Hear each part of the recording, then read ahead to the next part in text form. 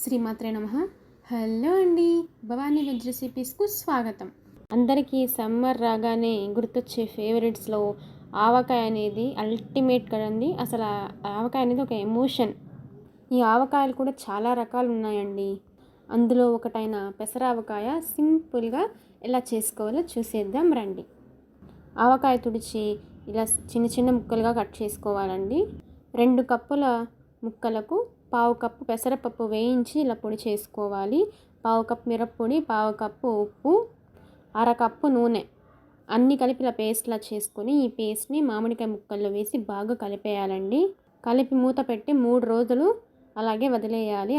2వ రోజు తీసి ఒకసారి బాగా కలిపి మళ్ళీ పెట్టేయాలి. 3వ రోజు చూసామంటే ఇలా నూనె పైకి వచ్చేస్తుంది. మళ్ళీ అరకప్పు నూనె వేసుకొని బాగా కలుపుకోవాలండి. చాలా సింపుల్గా టేస్టీగా ఉంటుందండి. మీరు తప్పక ట్రై చేయండి. ఇలా చిన్న చిన్న ముక్కలుగా కట్ చేసుకోవడం వల్ల మనం తినేటప్పుడు అక్కడక్కడ తగులుతూ చాలా రుచిగా ఉంటుందండి. మామిడికాయ పులుపు కూడా వస్తూ ఈ పెసరావకాయ 10-15 రోజుల వరకే బాగుంటుందండి. ఒకవేళ ఫ్రిడ్జ్లో పెట్టుకుంటే 1 or 2 months వరకు ఉంటుంది. మీరు తప్పక ట్రై చేయండి, ఖచ్చితంగా నచ్చుతుంది. మీరు చేసి మీకు కనుక నచ్చినట్లయితే వీడియో లైక్ చేయండి, షేర్ చేయండి, సబ్స్క్రైబ్ చేయండి. Thank you for watching.